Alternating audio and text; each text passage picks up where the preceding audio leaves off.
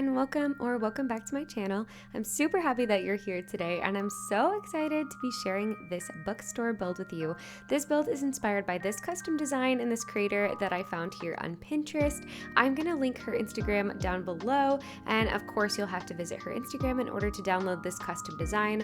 I haven't updated my card just yet, but I promise I'll do that at some point this week so that you guys can also find this code there. But I just absolutely loved this photograph of this antique kind of rustic looking bookstore, and of course her photos also set in autumn, so I was honestly lacking inspiration. I don't know if that's like a little bit crazy considering we just had the direct, but I'm so excited to play with some new items that it honestly made me feel a little bit less inspired to play because I'm almost just waiting for the update to happen. But as you can tell, this build had kind of a rough start. I really did not like the the vertical sort of style that I had going on there. Just didn't have very much depth and dimension, so I tore everything down, extended this cliff a little bit, and then right now I'm just adding a few custom designs here to kind of act as like a base or a roof for the upper level of the bookstore. And then I'm just kind of adding some simple panels here. These custom designs that she's created are so incredible. They have so much depth and dimension, and then I'm pairing them with this brick custom design that I've used in a couple other places on Chestnut, and I feel like the two designs honestly look like they should just go together. I feel like they blended really well, but it did take me some time to kind of figure out how I wanted to arrange the different panels in a way that would kind of make sense. So this is sort of what I've ended up with here with the bricks on the side. It is pretty similar to what she has in her photo, and then I'm just placing the bookshelves behind. I also wanted to use the wedding pipe organ just to add a little bit of height and dimension, so I ended up putting that in the center, definitely playing with a lot of symmetry for this build.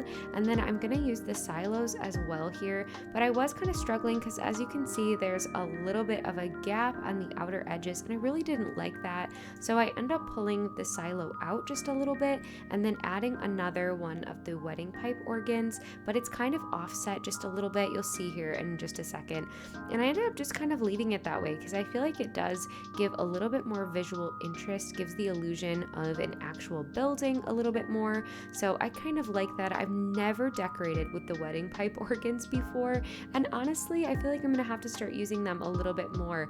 I wanted to create sort of a second marketplace kind of deal on this island, so that's kind of the area that we're in right now. It's near the symmetrical villager neighborhood, so I thought it might make sense for there to be a few additional buildings and shops here on this island. And then I decided to extend the pathing just a little bit to create a little bit more of a shop front here, so that's just what I'm doing right now.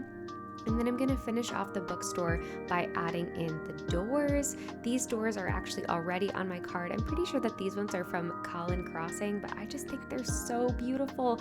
And again, they blend so well with the custom designs for the bookstore. It seriously looks like they were made for each other. And then I struggled a little bit with accidentally placing the wrong simple panel. I really wish that there were a better way to differentiate which custom design is on which simple panel. I definitely struggle with that a lot when I'm doing simple panel builds. I also struggle to latch on and move the simple panels. I don't know why it's so difficult.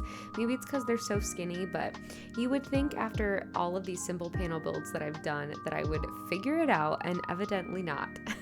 But I'm pretty much done with the simple panels now, and then this is what we have. Honestly, I breathed a sigh of relief once I got this far because it was seriously such a struggle. Somebody commented recently on my YouTube videos and they were like, how do you build so effortlessly? Like, how does everything come together so quickly? And I'm like, it is editing. It is 100% editing. I struggled so much with this, and I honestly considered not posting it like halfway through because I really didn't think it was going to come together, but I really like it in the end. I'm super excited about it. Bookstores are honestly one of my favorite places to go in real life, and I think that pretty much every island I've ever made has had some sort of library or book kind of area, reading kind of area on it, so of course I had to do something on this island as well. well.